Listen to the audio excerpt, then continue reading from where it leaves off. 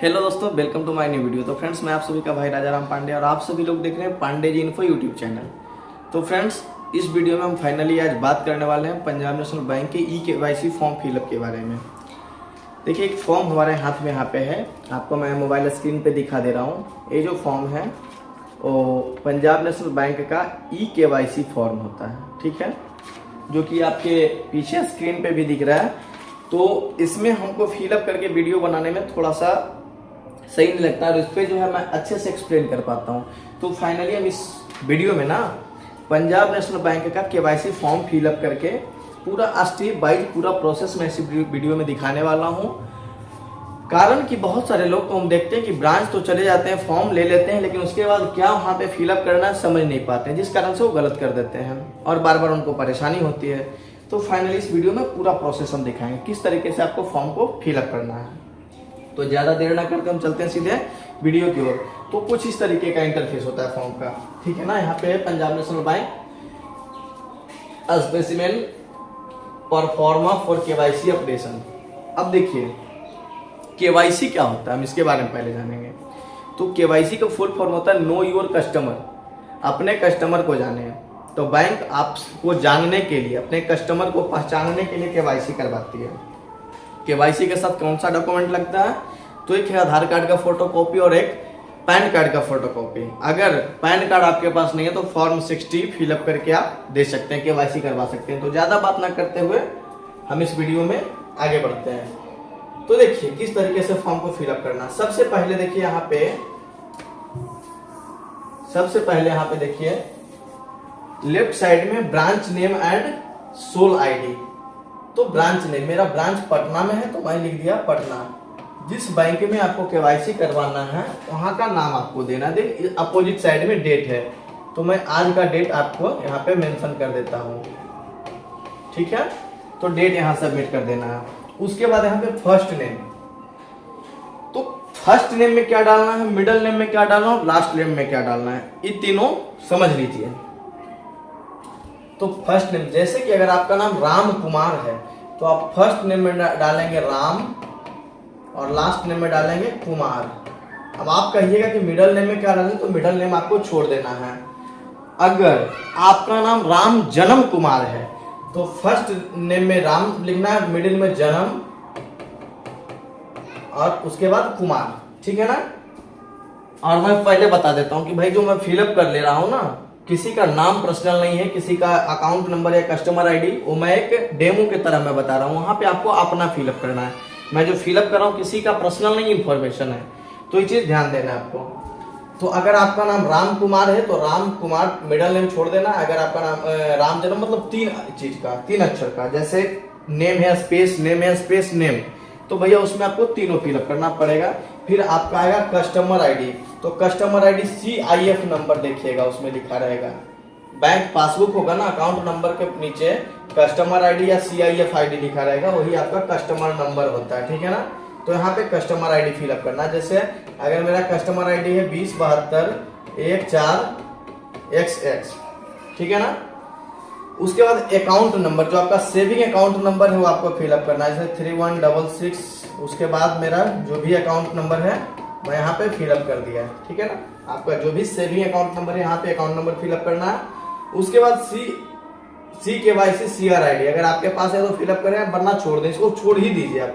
उसके नीचे वाला कॉलम को आपको छोड़ देना है, ठीक है ना। उसके बाद यहाँ पे एक फोटो आपको चिपकाना है, और कौन सा फोटो, तो PP साइज यानी कि पासपोर्ट साइज फोटो यहाँ पे चिपकाना है, ठीक है।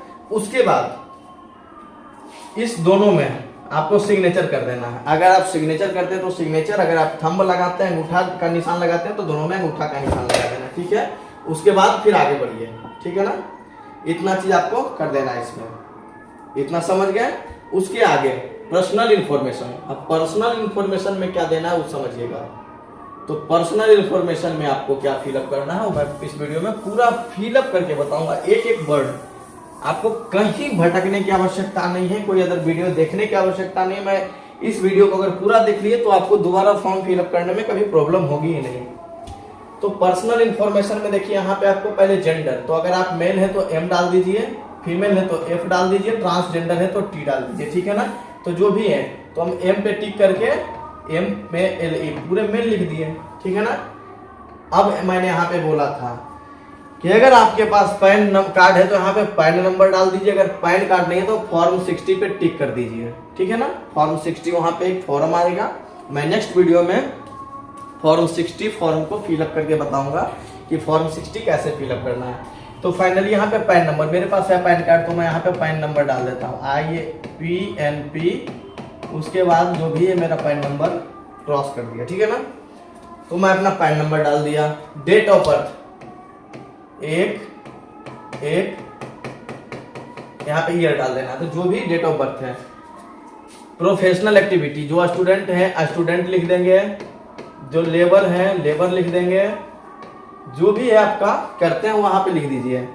यहाँ पे फादर्स नेम, जो आपके फादर्स नेम, जैसे राजू कुमार है, ठीक है ना, तो आपके पिताजी का जो नाम है यहाँ पे डाल देना है।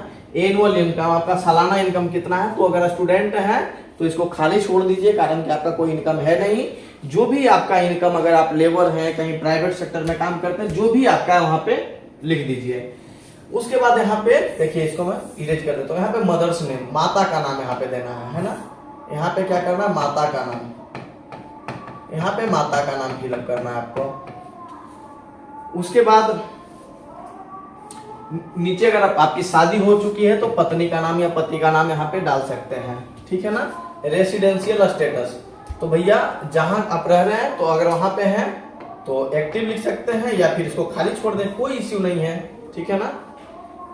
आइडेंटिटी एड्रेस डिटेल्स, अब देखिए, अब यहां समझिए आगे क्या डालना है। यहां तक तो पर्सनल इंफॉर्मेशन आप लोग को समझ में आ ही गया होगा। अब हम लोग थोड़ा आगे बढ़ते हैं, ठीक है।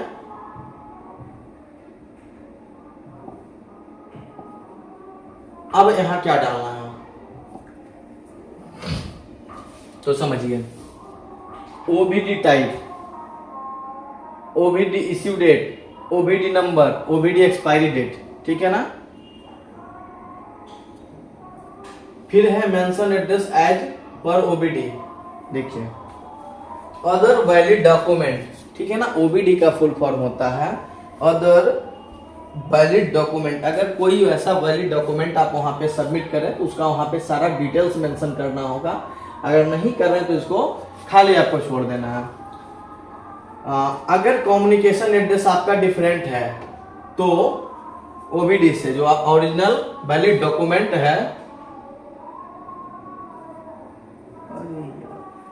1 सेकेंड, यहाँ पे देखिए ओबीडी ओरिजिनल वैलिड डॉक्यूमेंट की बात कर रहा हूँ, सॉरी, अदर मैं उसको ध्यान दे दिया, ओरिजिनल वैलिड डॉक्यूमेंट होता है, ठीक है ना।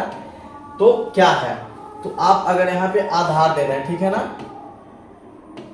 आधार दे रहे हैं तो आधार लिखना है, उसका आधार का नंबर यहाँ पे डालना है, उसका इश्यू डेट नहीं होता है और इश्यू डेट खाली छोड़ देना है, एक्सपायरी डेट खाली छोड़ देना है, ठीक है ना। ठीक है, उसके बाद यहाँ पे डिस्ट्रिक्ट, जो आपका डिस्ट्रिक्ट होगा वो डालना है, स्टेट यहाँ पे डाल देना है, ठीक है ना। और अगर यहाँ पे कम्युनिकेशन एड्रेस आपका चेंज होगा तो आप यहाँ पे डाल सकते हैं, चेंज नहीं है तो आपको खाली छोड़ देना है, ठीक है। आप फिर से समझ लीजिए कि अगर आपके पास आधार है तो आधार यहाँ पे लिखना है, वोटर आईडी है तो वोटर आईडी कार्ड लिखना है, पैन कार्ड है तो पैन लिख देना है, मतलब जो भी डॉक्यूमेंट उसका नाम और उसका नंबर यहाँ पे डाल देना है, यहाँ पे नंबर आपको डाल देना है, ठीक है। उसके बाद आगे है attach document proof of OBD tax ID pan form 16 documentary proof of self declaration in respect of current address nature of business and financial status which ever applicable. देखिए इसके साथ आपको आपके आधार कार्ड हो या फिर पैन कार्ड हो या फिर आपका ड्राइविंग लाइसेंस हो, वोटर आईडी कार्ड हो, जो भी आप सबमिट कर रहे हैं उसका जेरोक्स कॉपी एक इसके साथ आपको सबमिट करना, अटैच करना है। एक पैन कार्ड है तो पैन कार्ड का जेरोक्स कॉपी आपको अटैच करना, अगर पैन कार्ड नहीं है तो फॉर्म 60 आपको फिलअप करना है, ठीक है ना। तो फॉर्म 60 का फॉर्म आपको ब्रांच में ही मिल जाएगी, अगर ब्रांच में नहीं मिल रहा है तो आप खुद से डाउनलोड कर सकते हैं गूगल पे जाकर के और उसको फिलअप करके आप वहां पे देंगे, ठीक है ना। फिर है I hereby state that I have no objection in authenticating myself with Aadhaar based authentication system and I give my consent to provide my Aadhaar number of Aadhaar based know your customer। देखिए थोड़ा सा एक बात और समझिए कि bank आपसे आधार का देखिए यहाँ पे परमिशन मांग रही है। इस चीज को बड़ा गौर से ध्यान दीजिएगा कि आधार का परमिशन, आधार को अपने ब्रांच में यूज करने के लिए आपसे परमिशन मांग रही है। तो आपको फाइनली परमिशन दे देना, इस पे टिक कर देना। इस बॉक्स को आप ध्यान से टिक करिए। क्यों? क्योंकि आप केवाईसी कराते हैं। आप समझिए कि अगर कोई सरकारी पैसा हो, कोई सब्सिडी हो, अगर आपके खाते में नहीं आ रहा है तो इसका मतलब कहीं ना कहीं आपका आधार का एनपीसीआई एक्टिव नहीं है। पीएफएमएस पोर्टल पे जाएगा, आपका आधार पे ही पेमेंट करेगा, आधार कार्ड वहां पे सबमिट नहीं है, इनेबल नहीं है। तो इस कारण से आपका पैसा, सरकारी पैसा आपके खाते में नहीं आएगा। इसीलिए आपको यहाँ पे इस पे क्लिक कर देना। इस पे क्लिक कीजिएगा तो आपका आधार को ऑथेंटिकेट करेगा आपके बैंक, वो आपसे परमिशन लेकर के। उसके बाद कोई भी अगर सरकारी बैलेंस हो तो आपके खाते में अवश्य आ जाएगा। इसीलिए इस चीज को ध्यान दीजिए। है तो छोटा सा कॉलम लेकिन बहुत काम का चीज है। इसीलिए यहाँ पे आप इस पे जरूर क्लिक कीजिएगा। आप अपना इंफॉर्मेशन, आप आधार इंफॉर्मेशन बैंक को प्रोवाइड करवा रहे हैं तो टिक कर देना है इस पे, ठीक है। अगर आपके पास पहले से ई केवाईसी ऑथेंटिकेशन है तो यहाँ पे लिख सकते हैं, ठीक है ना। उसके बाद क्या करना है, सिग्नेचर ऑफ द कस्टमर, ठीक है ना। अगर मेरा नाम राम कुमार है तो राम कुमार, या जो भी आपका नाम है, जिस पर की तरीके से आप सिग्नेचर करते हैं, ध्यान रहे कि जो आपका सेविंग अकाउंट में सिग्नेचर है वही सिग्नेचर यहाँ पे करना है। उसके जस्ट नीचे आपको कॉन्टेक्ट नंबर देना है, वही कॉन्टेक्ट नंबर जो आपके बैंक के साथ सबमिट हो, बैंक के साथ मर्ज हो, ठीक है ना, बैंक में डाला हुआ हो। उसके बाद यहाँ पे ईमेल आईडी आपको दे देना है, ठीक है ना।